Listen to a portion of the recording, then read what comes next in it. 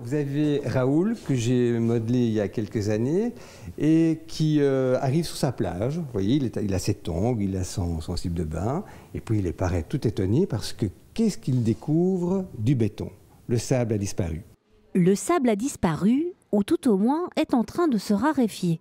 C'est de cette hypothèse que le plasticien Michel Bocard est parti pour créer cet espace d'exposition et d'installation où le sable est un peu considéré comme l'or de demain.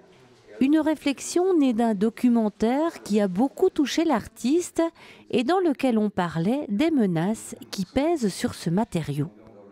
J'ai été effaré de voir à quelle vitesse le sable disparaissait sur Terre. Disparaît au profit du béton, mais aussi du papier que l'on fabrique, le verre que l'on peut faire, les dentifrices par exemple, donc tout ça, les cosmétiques, le sable intervient. Mais pas n'importe quel sable, parce qu'on pourrait dire, mais enfin, il y a énormément de sable sur Terre, il suffit d'aller dans les déserts, mais pas du tout, parce que ce sable-là ne convient pas pour la construction, étant donné que les molécules sont rondes, tandis que le sable qui a été érodé par les vagues, par les océans, est pointu, donc il peut s'accrocher plus facilement au béton.